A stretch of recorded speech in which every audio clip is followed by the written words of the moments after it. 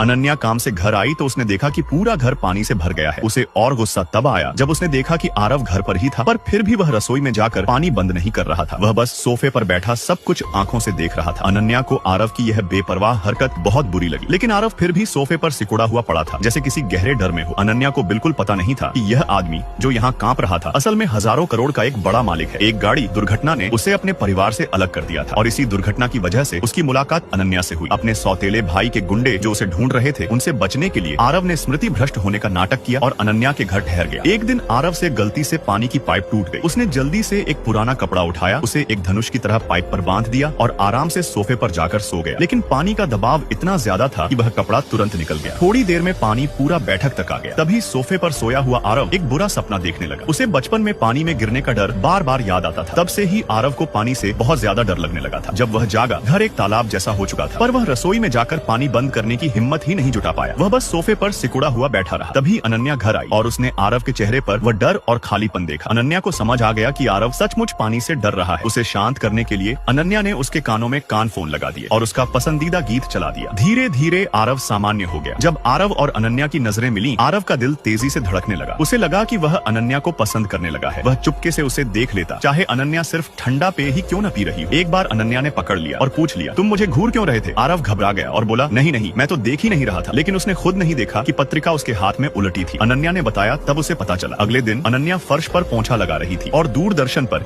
एक प्रेम कहानी चल रही थी जहाँ नायक नायिका को अपनी जैकेट ओढ़ाता है। आरव को विचार आया, वह भी एक जैकेट लेकर अनन्या के पीछे खड़ा हो गया, पर उसे समझ ही नहीं आया कि शुरू कैसे करे। अनन्या ने पूछा, आरव क्या कर रहे हो? आरव जल्दी से बोला, मुझे लगा तुम्हें ठंड लग रही होगी। अनन्या ने बाहर तेज धूप देखी और सोचा, यह लड़का अजीब भी है पर कितना प्यारा भी। आपके हिसाब से आरव को लड़की से अपना प्यार जताने के लिए क्या करना चाहिए था?